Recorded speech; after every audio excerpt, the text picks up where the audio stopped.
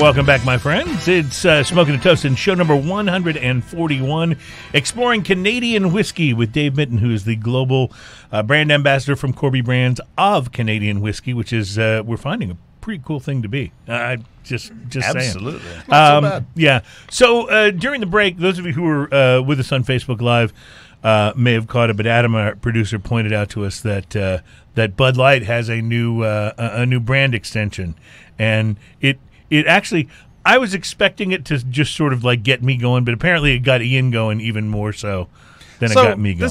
This is tea, lemon tea. It's Bud Light lemon tea, and it comes in 3 flavors. And you can get orange, lime, lemon tea, now, and I got a couple questions. orange, yeah. First off, do they have labels? Do they have ingredients on there? Well, I don't know. That seems to be a Bud That's Light important thing for because Bud Light, they right? want to put. They had the whole campaign. It's important to have a sticker or a printed box, but apparently it's not important to list all your ingredients. Right, on right. it. You just have to put like some ingredients that people want to see. Right. Okay, so once we get past that, I got an idea, Bud Light. Why don't you make better beer? Why don't you just try making better beer instead of trying to glom onto all this bullshit that you keep doing? Right. Budweiser came out with, what was that beer you surprised me with last week that had was it last week? It was a couple of weeks ago, yes. Terrible aftertaste. What are you thinking? And then It was the Budweiser Reserve. a light. A friend of mine pointed out, he goes, well, maybe what they're doing is they're putting out what they call a craft beer so that Budweiser people will try it and be like, oh, craft beer sucks, and will never go buy it. Well, that's an interesting idea. Now, seems like they're spending a lot of money to come up with something that convoluted, but I mean, it's got to be something. Like, can't you just make a good beer? I mean, come on, you have the biggest facilities in the world. You have the most money. You're buying up craft beers because they're taking your, I don't know, 7% of your market share or some ridiculous thing like that. You're terrified of that, and you can't just make a good beer? Like, what the hell? Yeah, you're absolutely right. If you've got unlimited money and infrastructure, like Budweiser would have, stands to reason you could hire, if they haven't already, the best brewmasters in the world. Oh, right? But I got an idea. Yeah? I bet their brewmasters are good. Okay? Here's what I bet. I bet their brewmasters aren't allowed to do anything. Well, I bet that all of these ideas for all these different brews don't come from brewmasters. Mm-hmm. Those come from the bureaucracy, you see. Like, that has to come from all the pencil pushers. Right. Well, it's kind of like, in the radio world, it's kind of like working for Clear Channel, or I Heart Radio, as they are now called. It's not that there's no people with talent working there. It's that they're not allowed to actually use that talent most cases to do anything unusual or unique, or you gotta color by the numbers. You hire people with talent, and then you completely stifle it. Yeah, and sell your homogenized product to everybody because it's for the many.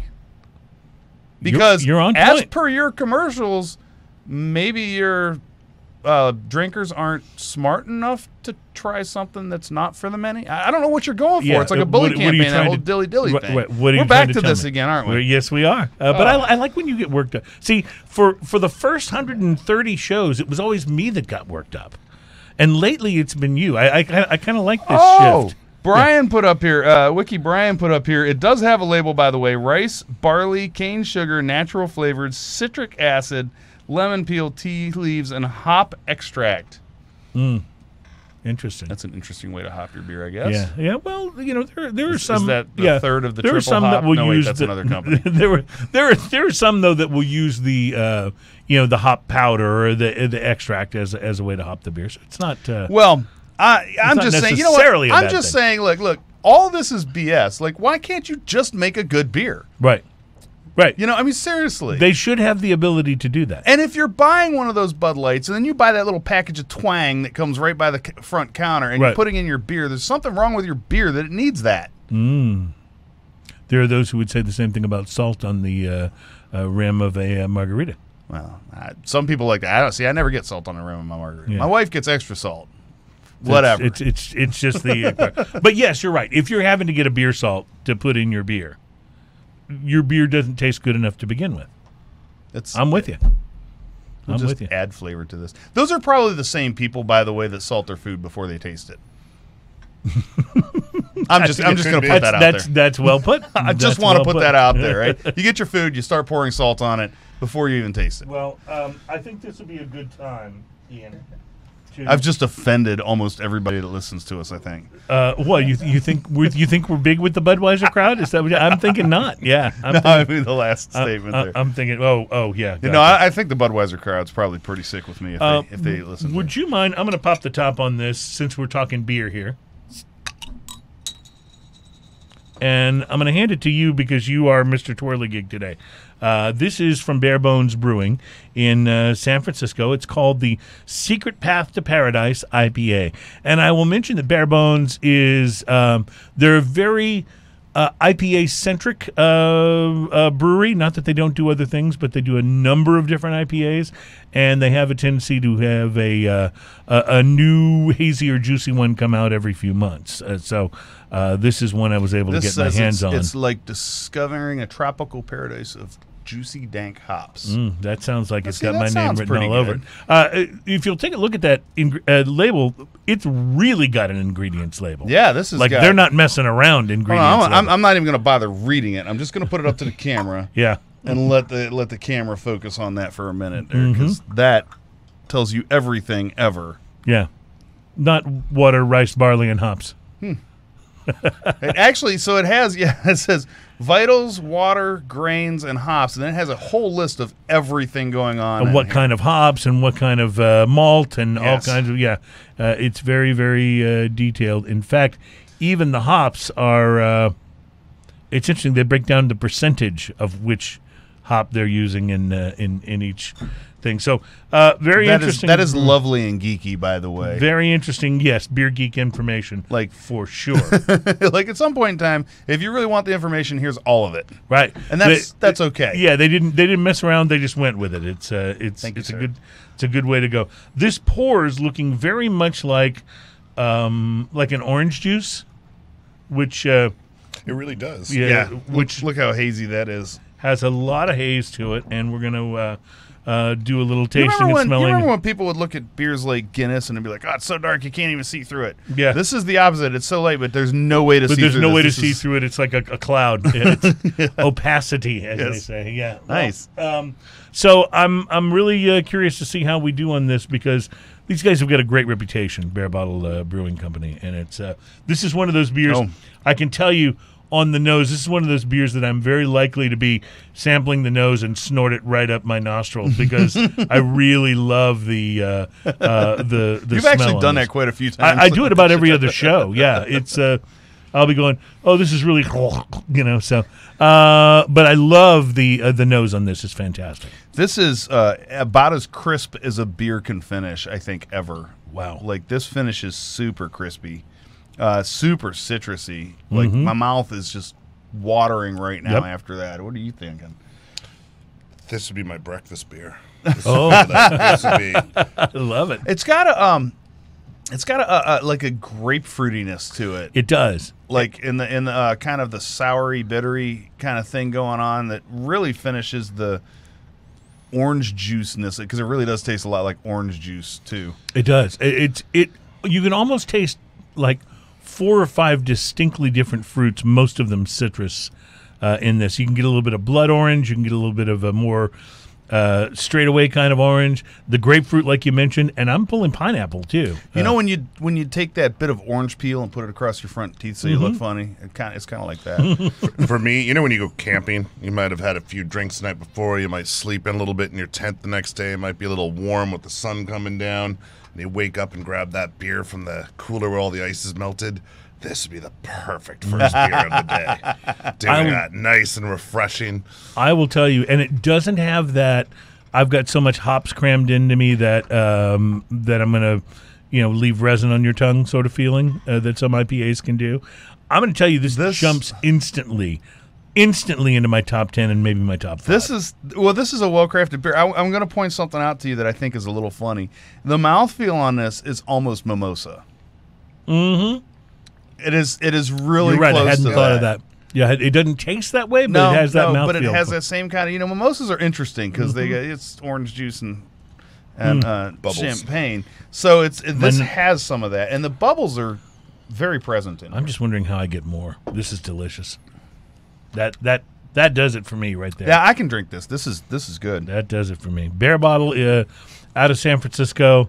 And I think, well, you read the stuff about the beer. I think that's awesome. Yeah, I think it's just I'm for absolutely it. awesome. Yep. Good job, guys. I'm going to applaud as well. Now, Dave, what else are we going to taste here? From I a think Canadian next whiskey we world? would go with the Gooderham and Warts. Okay, so And this is once again, exciting. Mr. Manuel Twirligig, if you would do Mr. the honors. Twirligig is pouting because we don't have a camera for him right now. Right, so he is you're- over here and he's looking a little sad. So you I'll are put him up Mr. here on the camera. So you are Mr. Manuel Twirligig. or I today. guess I could. Now, Oh, now you're getting fancy. Yeah. now, hold on.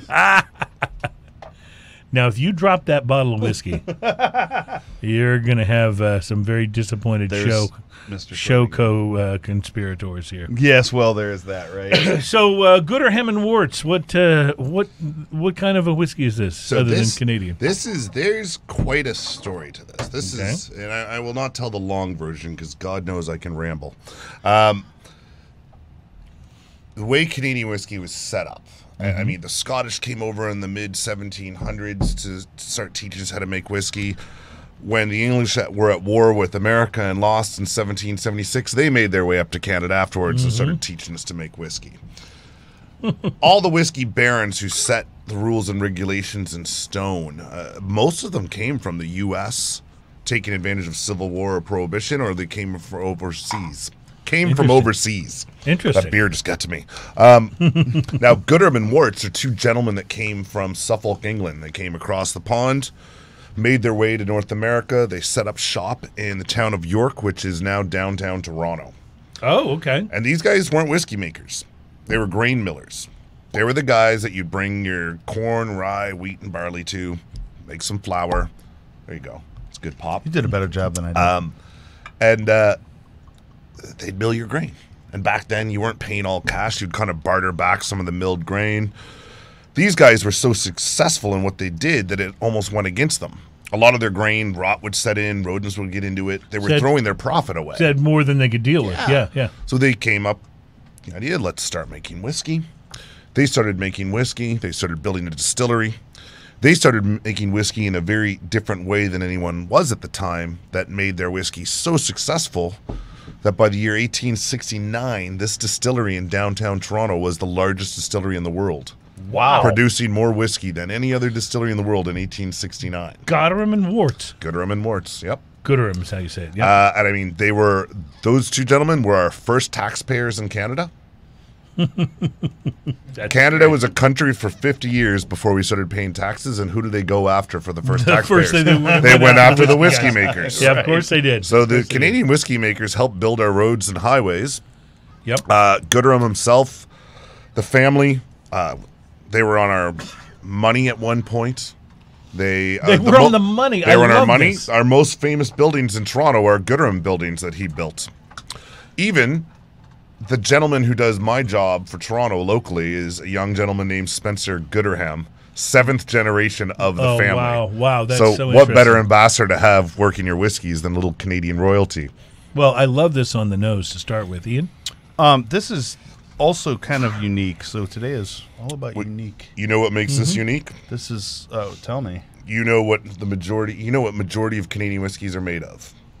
Corn. Corn. Majority double column distilled corn with a little bit of rye. Even a lot of Canadian whiskeys don't have rye in it. This is a 4-grain whiskey. Right, I saw that on the bottle. And it owed to Gooderham and Warts, where the grain millers used all of the different grains. Our Right. master blender, Dr. Don Livermore, decided to take... It's 4 grains, 7 distillates. So you literally get a little bit of the breadiness of the wheat. Totally do, yes. It's the first thing I get. You get a bit of nuttiness of the barley, certainly.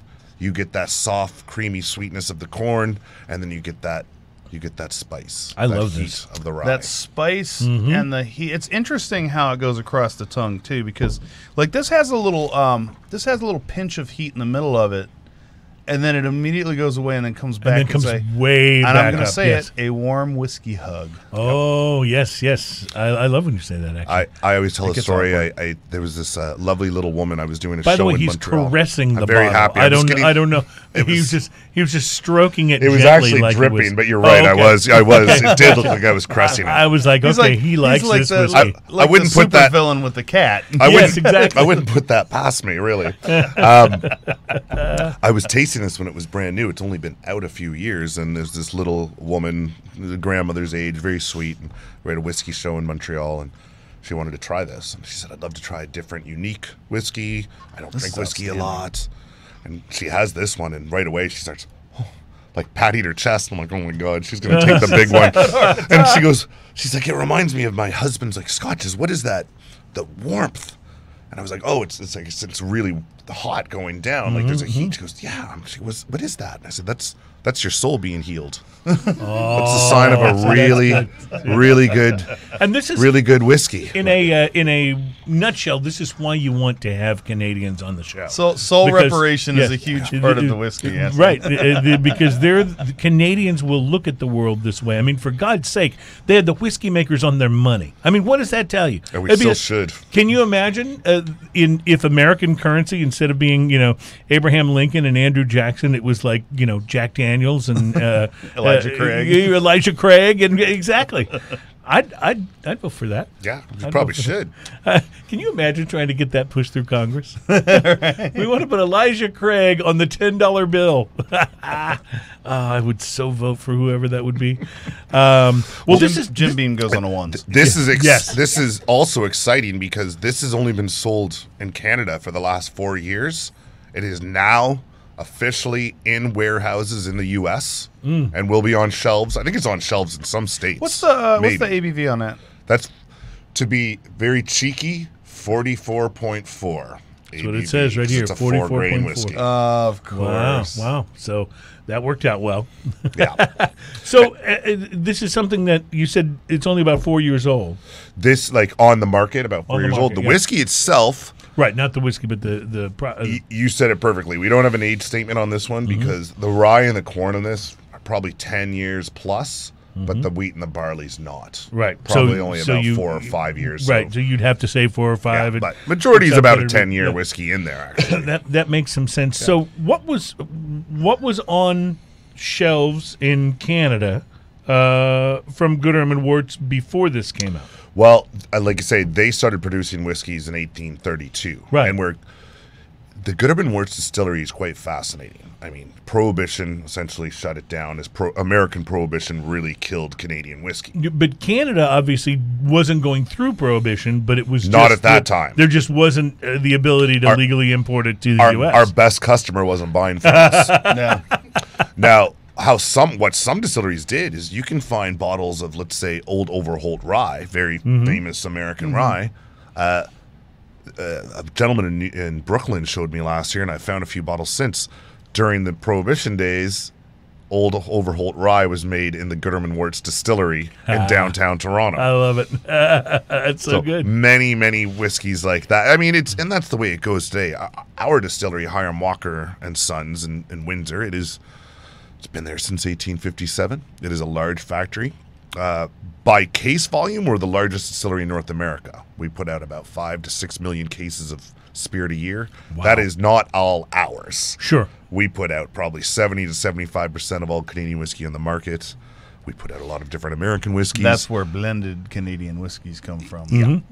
We make a lot of stuff for you guys in the U.S. I mean, we make gins, we make vodkas, we make rums, we make Malibu for North America. I was going to say yes, Malibu. I saw on your product sheet. I was like, okay, we make some pretty crazy stuff. yeah, that's obviously that's a big seller in the summertime months because you see it just absolutely everywhere. It's like we've got a little craft area, but I mean, it is a big business. You know, we make a lot of spirits for a lot of different brands.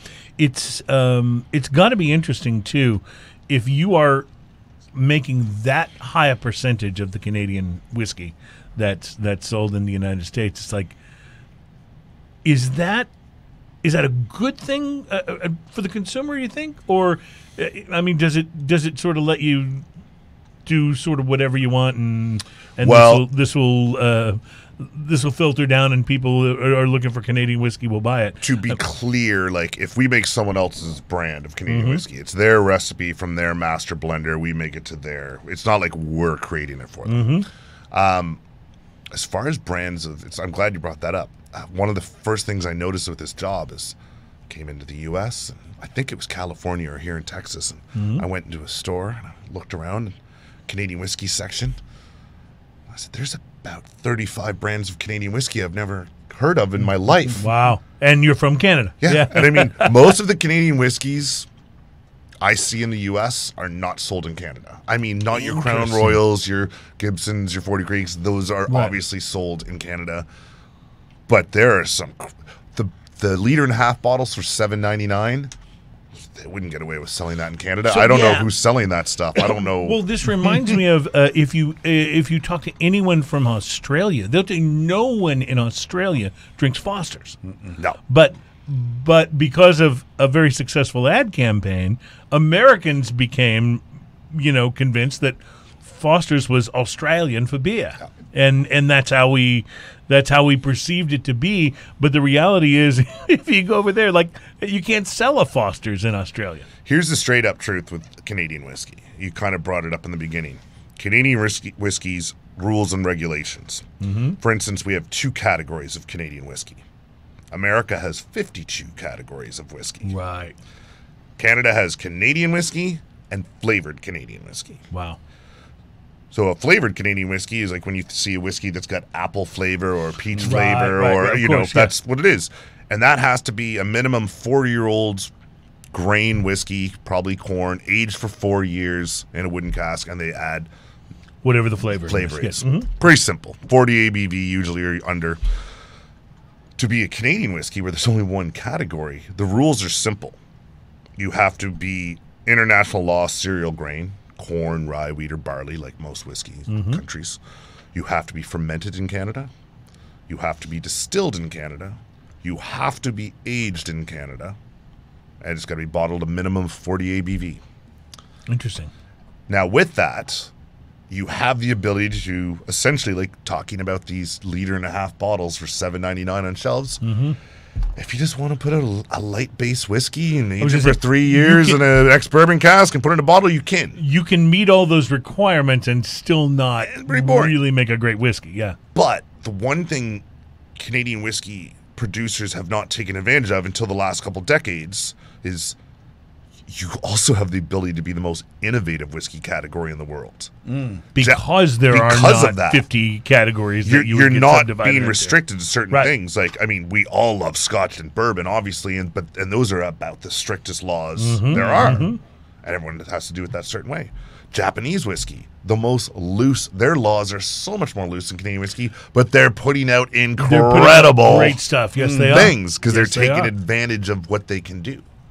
So, for instance, one of our rules is we have to be minimum 3 years old in a small wooden cask. So with that, sure, you can take a small wooden cask that's been used over and over and over and over and age some whiskey for 3 years and put it out, and that's fine.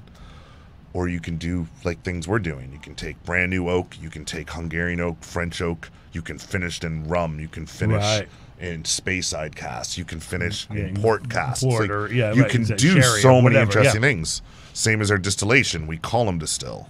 We double column distill. We column and pot distill. We pot distill. You can bring out and take away so many different flavors I love from it. the cuts. Depending on- Yeah, Yeah. I love it. All right. So you guys just, I'm waving the flag. Keep going. Get industrious. What Like, is keep experimenting. That's awesome. What is this one going to go for when it hits the shelves? That one is going to be in the mid-40s. Mid-40s. Okay. Due to the government shutdown, if you remember that, at the beginning of the year, this was a little bit slower getting into the U.S. market. Okay, so Okay. it took a little while to get into the market, but mid-40s. And when can we expect to see this? Is it on some shelves now in the U.S.? In Austin, yes. In Austin? Austin, yes. Texas specifically, and they'll be shipped out to Houston, Dallas, San Antonio, hopefully by the end of June. So Okay. it should be So- here in the next few weeks. So across the next couple of weeks, then you should be able to find this at least in Texas. So I'm excited for this one. I've been carrying a bottle around in my backpack for the last year, tasting with bartenders and whiskey geeks around I the do that country. a lot just for myself. yeah. Yeah, but I'm And- sorry. Go ahead. This is the one like I was saying earlier with the Pike Creek, like rum and cognac, people are going nuts over it. The bourbon crowd likes are this, going yes. over this one because Absolutely. it's heavy corn, lots of rye. You got the wheat and barley in there. The bourbon heads are going for this one. All right. Well, when we come back, we're going to take the step toward rye, and rye's a pretty big deal in Canadian whiskey, correct? Yeah, it's Absolutely, it's our backbone. It's your It's backbone, what all right. flavors our whiskey. All right, so we will do a little sampling of that coming up in our next segment, and we sure appreciate you being on, Dave. This is a lot of fun. I'm loving it. Thank you good. for having me. Good. We'll continue to taste here, and one more beer to taste as well will be on the way. That's the Stone City Brewing, the Smog City Brewing Infinite Wishes Bourbon Barrel Aged Imperial Stout. Looking forward to that. We'll be right back. I'm so excited for this whiskey to hit shelves and to see what we're going to do with it.